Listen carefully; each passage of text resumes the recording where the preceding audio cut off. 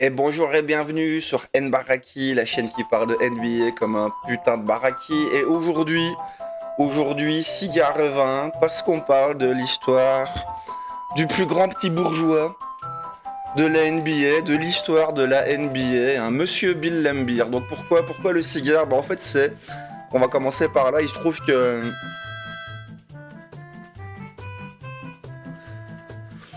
Bill Laimbeer, en fait, était vraiment, pour le coup, un bon gros fils de bourgeois. C'est-à-dire, c'est le seul joueur de l'histoire de toute la NBA qui gagnait moins d'argent que son papa.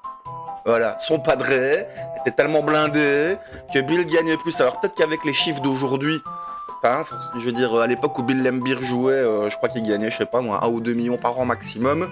Donc forcément, avec les salaires d'aujourd'hui, ce serait sans doute encore moins possible que ce que ça l'était avant. Mais donc voilà, du cigare et du vin. Parce que pourquoi pas, on se refuse rien, c'est Nbaraki, la chaîne qui parle de NBA, comme un putain de baraki, et on continue donc aujourd'hui avec mon équipe de rêve. Et là les gars ils sont en train de se dire putain JF, tu te fous de notre gueule mon vieux, attends, tu nous parles de Jay Williams, de Clyde Drexler, et puis de juste avant de Larry Bird, avec des étoiles plein des yeux sur le beau jeu, machin, etc. Et tu viens nous chercher le plus gros boucher de l'histoire. La réponse est oui. La réponse est oui, je vais chercher le plus gros boucher de l'histoire. Et je vous emmerde hein, éventuellement, mais bon, ça c'est. Je veux dire, c'est déjà acquis. Hein, donc voilà. Je suis pas ici pour convaincre ceux qui sont convaincus que Bill Laimbeer est un connard. Hein. Je suis juste ici, voilà, pour exposer, on va dire ça comme ça, pourquoi Bill Laimbeer, en fait, si c'est un connard et peut-être le joueur le plus détesté de l'histoire, c'est également un produit de son époque. Hein, faut quand même bien le préciser. Donc on va revenir là-dessus. Et alors, c'est pourquoi est-ce que en plus d'être peut-être celui qui a mis le plus de baffes dans la gueule, de coups de coude, de jambes de coureur, de cheap shot de l'histoire, ouais c'est vrai c'est lui aussi, mais pas que. Hein, donc le petit point stat pour commencer. Donc voilà, drafté au troisième tour. À l'époque il y avait 3 tours, 1 an en Italie. Et puis alors, 2 petites saisons à Cleveland avant de partir aux Pistons. Mais donc, sur l'ensemble de sa carrière, Bill Laimbeer, c'est 13 points et 10 rebonds. Ok 14 ou... Je crois que c'est 13 ou 14. Saison NBA. 13 points, 10 rebonds, les gars. On est sur du bon gros double-double. Ok Avec au point sa saison max, je crois que c'est 17 points. Et au rebond, sa saison max, c'est 13 rebonds. Ok, donc on est vraiment sur un joueur sérieux, statistiquement parlant. Ok, alors ouais, je veux dire, c'est pas Will Chamberlain hein, au niveau stat, hein, on est bien d'accord. C'est pas Shaquille O'Neal non plus, mais en carrière, Bill Laimbeer, c'est plus de 10 000 points, plus de 10 000 rebonds. J'ai quand même envie de te dire que c'est plus que pas mal. Ok, donc je vais le répéter hein, pour ceux qui n'auraient pas suivi, c'est 10 000 points, 10 000 rebonds. Donc voilà, ok. C'est un gros connard, c'est un emmerdeur, c'est le gars qui est fier de lui quand il te fait mal. Mais c'est 10 000 points, 10 000 rebonds. Et surtout, c'est un patron de défense. Un vrai patron de défense. Alors, si tu me demandes mon avis, pour moi, c'est pas le meilleur défenseur chez les Pistons. Hein, même quand lui, il y jouait. Hein, le meilleur, c'était Rodman, si tu me demandes. Mais c'est quand même lui le patron. C'est-à-dire, c'est surtout lui le patron sous l'anneau, c'est lui le patron moral de la défense des Pistons. Ok, c'est le boss, c'est Isaiah Thomas, hein, mais bon, lui, c'est le boss des deux côtés du terrain. Pas qu'en défense, hein, c'est surtout devant, mais en défense aussi. Joe Dumars, voilà, tout ça, c'est les Bad Boys. C'est Rick Mahorn juste avant, machin, c'est l'époque. C'est les Bad Boys sont un produit de leur époque et Bill Laimbeer, c'est le fleuron ultime de l'époque où le basket ça cognait. Donc voilà, on va venir doucement là-dessus, c'est-à-dire on va pas faire une vidéo entière aujourd'hui sur les règles, sur les changements de règles défensifs, sur pourquoi la NBA est devenue soft et qu'avant elle n'était pas soft du tout. Donc voilà, ça on fera peut-être une vidéo un jour sur ça. Et pas aujourd'hui, celle-là on parle de Laimbeer, quoi, mais il faut se rendre compte qu'à l'époque, c'est pas que Bill Laimbeer qui mettait des coups, ok? C'est tout le monde qui mettait des coups. Il n'y avait pas un seul joueur qui n'était pas un joueur potentiellement physique. C'est-à-dire, je vais pas dire que c'était un vicelard, mais le joueur NBA normal, c'est un joueur qui donnait et qui prenait des coups. C'est le jeu qui était comme ça. C'était plus physique avant, on avait plus voilà, l'occasion de se rentrer dedans, machin. Voilà, on laissait beaucoup plus aller. Il n'y avait pas les ralentis aussi comme maintenant, donc bon, c'est-à-dire qu'on s'en servait pas. On s'en servait pas en direct. On n'arrêtait pas le jeu pour vérifier une action. On sifflait l'action. Et si après au ralenti on s'était gouré, on s'était gouré. Tant pis. Hein. Donc voilà, toutes les règles étaient très très différentes à ce niveau-là. Et donc comme je vous le dis, Larry Bird dont je parlais tantôt. N'allez surtout pas croire que Larry Bird n'a jamais mis de coup à personne. Surtout pas. John Stockton dont je parlais la fois dernière, le joueur, le distributeur, le point guard à la propreté ultime et incroyable, n'allait surtout pas imaginer que John Stockton il était gentil quoi. Que c'était juste un artiste et un passeur né. Non. John Stockton, limite, était très très très méchant également. Autre exemple, Danny Ainge. Danny Ainge qu'on connaît maintenant parce que bon, il a été dans le management des Celtics plusieurs années, maintenant il a Utah, etc. Enfin voilà, Danny Ainge était considéré comme un des joueurs les plus vicieux de la ligue. Ok, ça jouait différemment. Voilà, c'est une époque complètement révolue depuis Malice at the Palace. Mais voilà, ça jouait différemment, machin. Bref, retour à Bill Laimbeer, donc... où commencer au niveau... Je vais quand même essayer de décrire 2-3 trucs de Bill Laimbeer, parce que putain, si je revois les images depuis quelques jours, le gars, il est exagéré, quoi. Tu vois, c'est du style, c'est quand il va tendre les bras comme ça, pour t'attendre au contact, etc., et qu'il ne va pas faire faute avec les bras, le mec, il fait faute avec ses jambes, quoi. Ou avec son corps. Et là, c'est vraiment une façon de jouer qui aujourd'hui paraît complètement insupportable à plein de gens. Et je peux comprendre. Voilà, c'est pas mon cas. Moi, j'ai grandi avec ce jeu-là. Hein. Bien se rappeler que je suis quand même assez vieux. Hein, quand même 45 balais passés. Hein, donc voilà, c'est quand moi je jouais.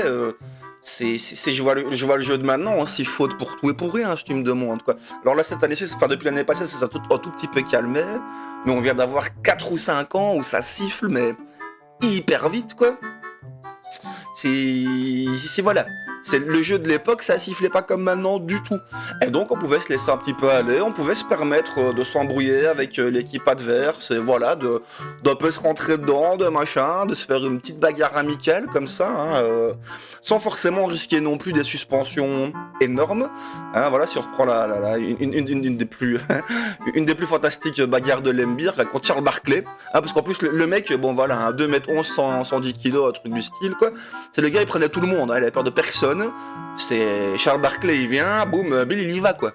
Et pas de problème, quoi. Le fils de Bourges en première ligne, quoi. C'est ça qu'il faut se dire, quoi. Tu vois, c'est pas le gars de la street, hein, Bill Laimbeer, quoi. C'est pour ça que j'ai mon cigare aujourd'hui, tu vois. Le gars, c'est pas la street, hein.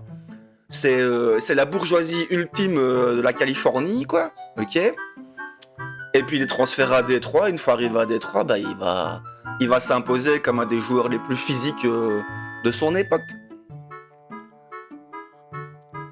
Et donc je reviens à la bagarre avec Barkley. Donc en fait, en gros, donc Rick Mahorn était passé aux Sixers. C'est un ancien bad boy, Rick Mahorn. C'est lui qui était le premier capitaine des bad boys, en fait, qui a montré la voie à Rodman et à Laimbeer. Mais ce qu'il faut savoir, c'est que Rick Mahorn est beaucoup moins détesté que Bill Laimbeer, parce qu'apparemment Rick Mahorn est quelqu'un de très très très physique, très bagarreur également, mais apparemment il était plus ou moins fair play, quoi. Tu vois, il jouait pas pour blesser les mecs en face, alors qu'apparemment Bill Laimbeer, c'est quand même, hein, on va revenir sur les commentaires des autres, etc. Mais donc voilà, donc imagine. Donc Mahorn est passé aux Sixers. Les Sixers à l'époque, il y a toujours Dr. J, il y a Charles Barkley. Enfin, si Dr. J n'est plus là, il y a peut-être toujours Moses Malone. Enfin, ok. On parle de grosses équipes des années 80, quoi. Et donc match aux Pistons. Et voilà, c'est Mahorn. C'est sur un coast to coast. Il vient mettre un gros dunk. Bill était derrière. Tu vois, bon, il peut rien faire. C'est lui qui récupère la balle après qu'elle soit sortie du panier, quoi. Et t'as Mahorn qui se retourne. T'as Laimbeer, boum, il lui met la balle dans la gueule, quoi. Ah, comme ça, pour le plaisir. Hey, salut Mahorn, tu vas bien? Et donc voilà, forcément, c'est bien, ça excite un peu les esprits. T'as Isaiah Thomas qui se jette sur Mahorn pour le virer de l'Embir, quoi, tu vois. Et alors, t'as Barclay qui avait vu ça, qui arrive et qui commence à péter à l'Embir. Mais vraiment, hein, c'est les mecs qui s'envoient des vrais pains. Ben voilà, c'est l'Embir, il s'en prend une bonne grosse. Mais vraiment, d'ailleurs, il termine avec un coquillard de fou. En même temps, c'est Barclay, hein, pas n'importe qui non plus. Et puis voilà, c'est Bill Lembier, let's go, on y va. Il finit par attraper Barclay comme ça. Et push, au milieu de la mêlée. Tracasse pas, Barclay, il a bien ramassé aussi ce jour-là. Hein. Ça se voyait pas sur sa gueule. Mais je te promets qu'il l'a senti passer, le passage de Lembier. Hein. Donc voilà, c'est une des plus grosses bagarres, une des plus connues avec Lembier, mais il y en a eu tellement. Je veux dire, c'est...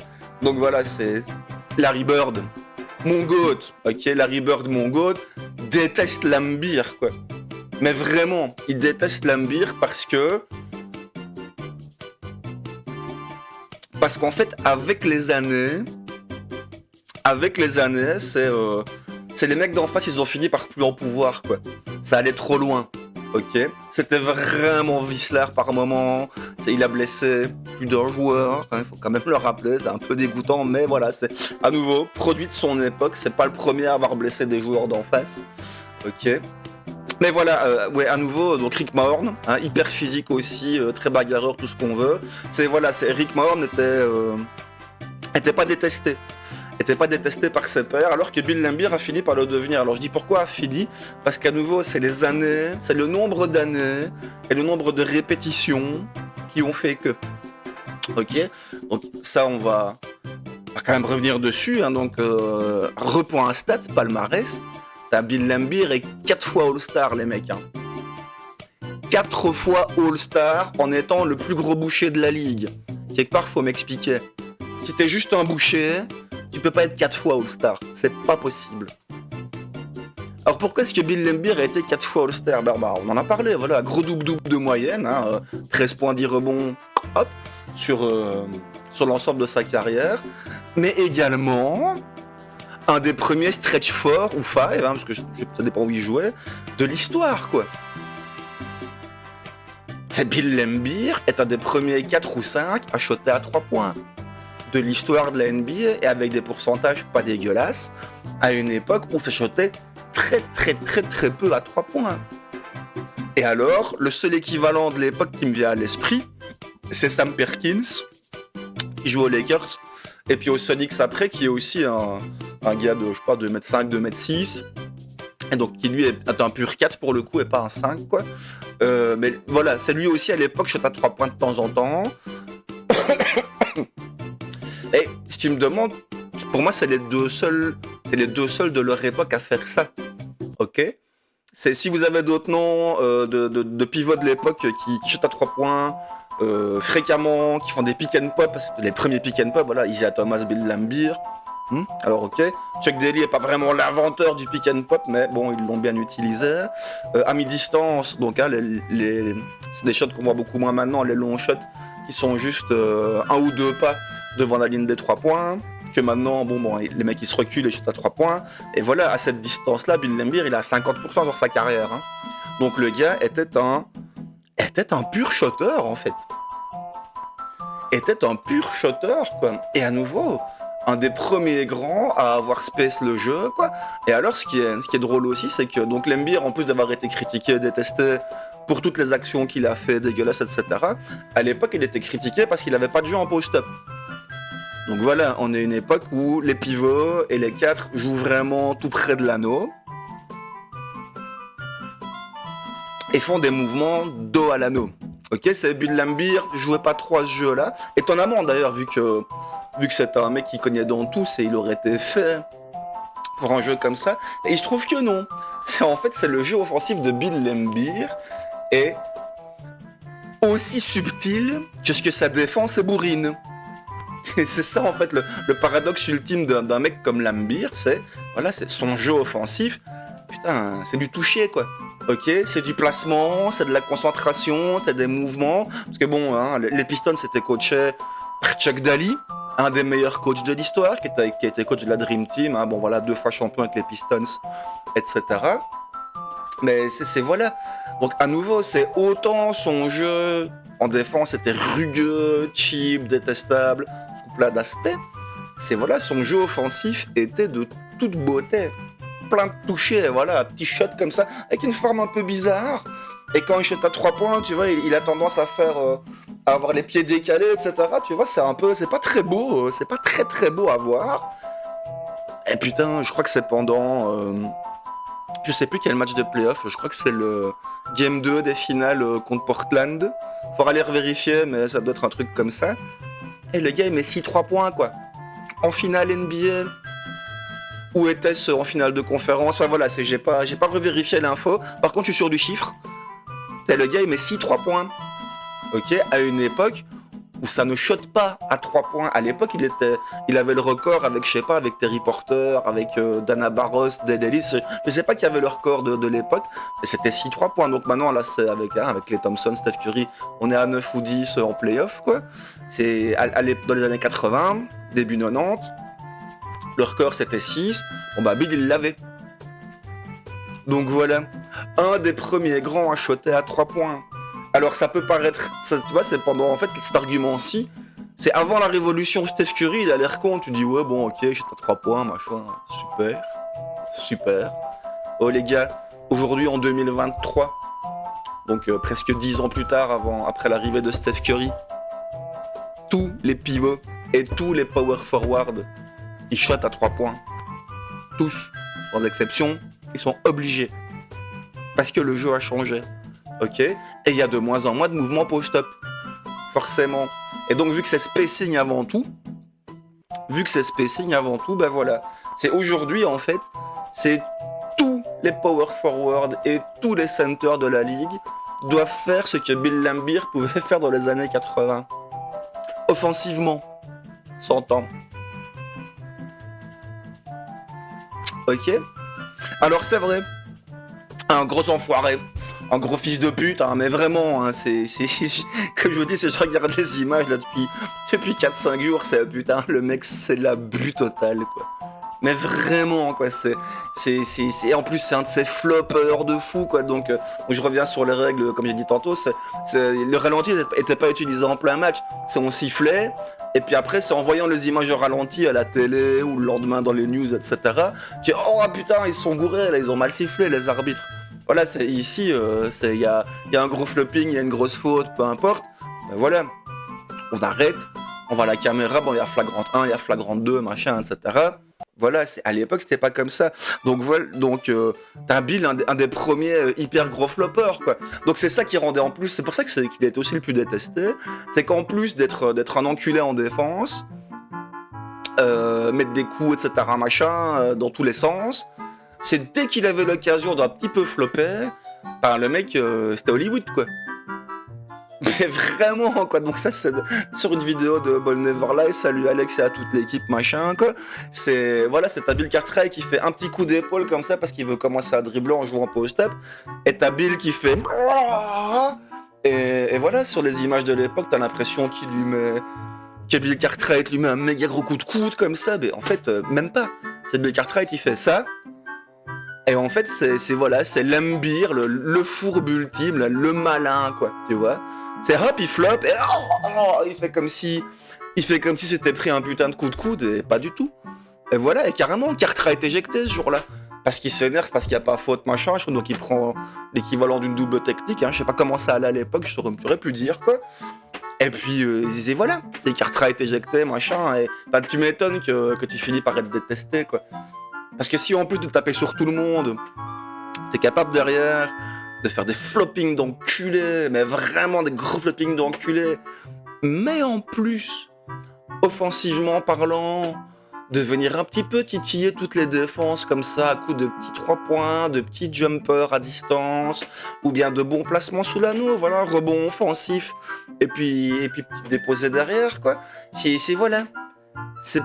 C'est pas uniquement parce que c'était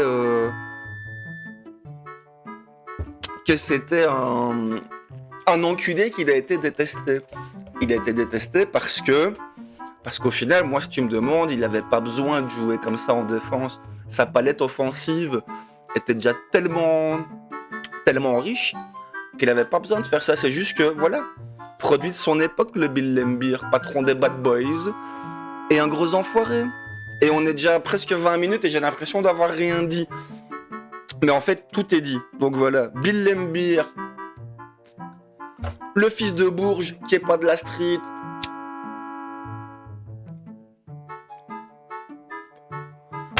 Le fils de Bourges, qui est pas de la street, tout ça.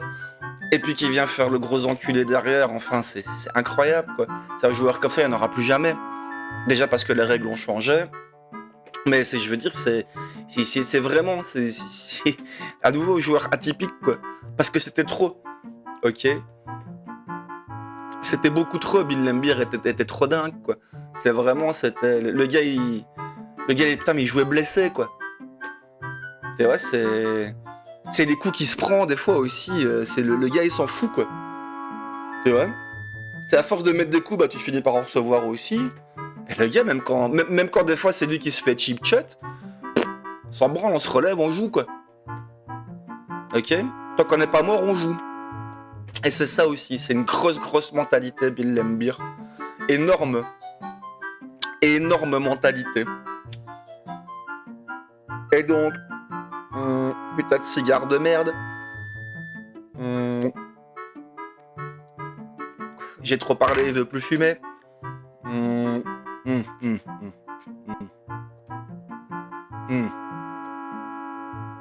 Yes, sir. Je disais, ben voilà, on arrive tout doucement à la fin. J'ai dit ce que j'avais à dire. Voilà, Bill Laimbeer, scoreur et rebondeur, très efficace, défenseur au-dessus de la mêlée, cheap shotter, enculé, gros flopper, fils de pute, joueur le plus détesté de l'histoire, c'est vrai.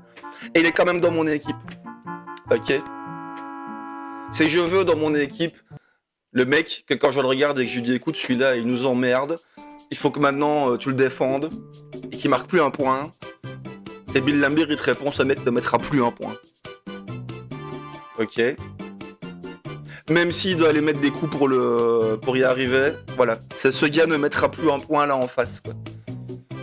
Et on a toujours besoin de défenseurs incroyables comme ça et de joueurs un petit peu atypiques dans son équipe. Donc voilà, poste numéro 10 aujourd'hui, c'était Bill Laimbeer, le boucher du Michigan, le prince des ténèbres, le fils de pute ultime, hein, on va pas se cacher. C'est le fils de pute ultime, mais c'est justement parce que c'est le fils de pute ultime et que c'est dans cette ère de jeu-là que moi j'ai grandi, qu'il me fallait un représentant voilà, de cette époque-là, où l'époque où la NBA n'était pas un sport soft, si on me demande. Et donc voilà, c'est tout pour aujourd'hui. C'était déjà pas mal, on est 22 minutes à nouveau. Putain, mais je parle beaucoup trop, je raconte n'importe quoi, je fais de la merde. Le pire, c'est que les gens regardent même pas 4 minutes de mes vidéos. Enfin bref, c'est voilà. Aujourd'hui, c'était Bill Laimbeer. La semaine prochaine, il y aura un autre. Et bien d'ici là, écoutez, mes petits barakis, portez-vous bien, tout ça. Ah putain.